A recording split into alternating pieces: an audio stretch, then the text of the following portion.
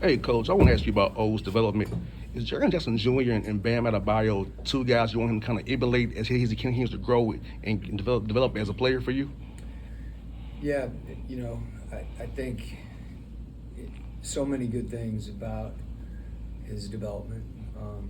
First of all, he leads the league in minutes at the center position. So, we've been thin there and have asked a lot of him, and he's responded. I think one of the most obvious things is, the three-point shooting, just his comfort level, and not just making them, but the volume. I think is really important and helps our team in a lot of different ways. We play through him a lot, particularly when, we haven't, had a pure point guard out there this year. So a lot of people can be playmakers, and he's able to do that too. And to your point about Bam, I think he probably liked that comparison because, but he's pushing. I think he's going to continue to get better. As a 24-year-old, this is his first year starting in the league, maybe 25 now. But as I said, we ask a lot of him, and he's generally undersized relative to some of the matchups that he has on the court.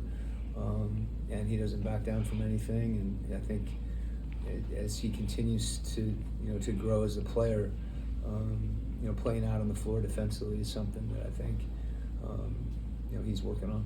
And Coach, one more question about playmaking, the kill. We had him in Utah. Did you see this arc for him to be able to this playmaker to make shots at all three levels of the court and make the right reads, get downhill, and make all these good threes he's doing for us as well? I think there were, that was such an early point in his career, but you could tell that the person, how hard he worked, how disciplined he was, what a competitor he was. And in Minnesota, I think he really established himself as a defender, and a knockdown three-point shooter, but particularly from the corners.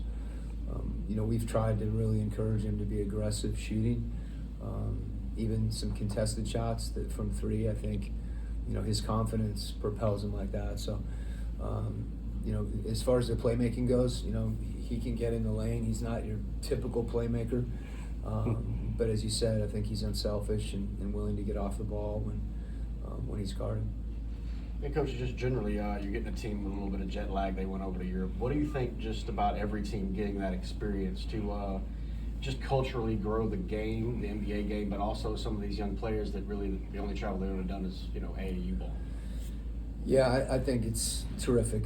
It's the league is global, and players from all over the world. So playing in Europe, wherever in Europe, whether it be London, Paris, Berlin, there are games everywhere right now. And I think you hear a lot about European players watching the NBA when, before they come over here. And I think more and more, American players and kids, are aware of basketball internationally. You usually see a spike in that during, the World Cup or the Olympics. But, the more the game, expands internationally, I think the better it is for everyone and for the NBA. So teams and players going over there, as you mentioned, whatever, there's lots of benefits, whether they're cultural benefits or just, raised awareness about other parts of this world we live in. And then kind of blending the cultures that killed Canadian, CJ Yeah. Dyson from Australia. And they've also had time with the Pelicans at some point too. Just wanting to turn around this, get some wins under you. Just what does it mean that those three guys have a bit of camaraderie? CJ joining mid-season, it's something they can pick up on. Yeah, well, we're in.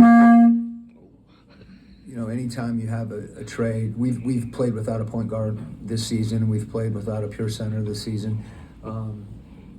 And so the influx of a guy like CJ that gives us another ball handler and a pick and roll player is really can be valuable to everyone. We're going through, the process of integrating those guys, and we're going to keep grinding on that. I'm really more focused on how we're playing and how we're growing and how we're coming together. And you want to win every game, but to the extent that you anticipate, some rough sailing anytime your team changes. And we played well last game, and hopefully we'll play well again tonight and play a way that I think that we can replicate and be successful. Hey, Coach, from now to the All-Star break is considered the hard part of the NBA season. What do you say to your team to make sure they're focused every night, to bring the energy and effort every night, and not take a day off? Yeah, it's kind of the dog days, right? We've got 4 guys that are, I think in the top 25 in minutes at their positions, and no other team has more than 2. So whether it's physical, or I think to your point, it might even be more mental than anything, especially with younger players. There's more of a possibility that you hit that wall when you haven't been through it before, but I don't know that there's a magic pill with it. It's just a question of continuing to prepare and to grind and be passionate about your craft.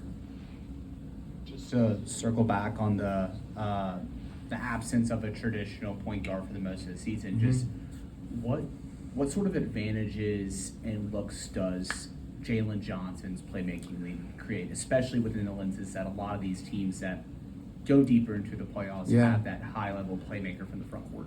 I think it's a really good point. Necessity can be the mother of invention, and Dyson's really evolved into that role, which has been great to see him progress, making plays for other people and handling the ball and guarding that position. So he's really filled that role for us, and grown as a player. Jalen, again, he's unique in his ability to pass and handle the ball, particularly in the open court.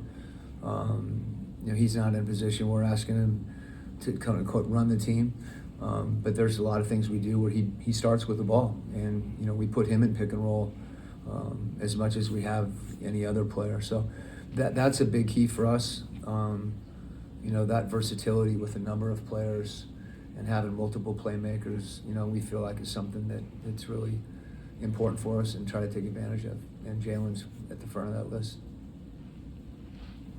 Okay. Thanks, Coach.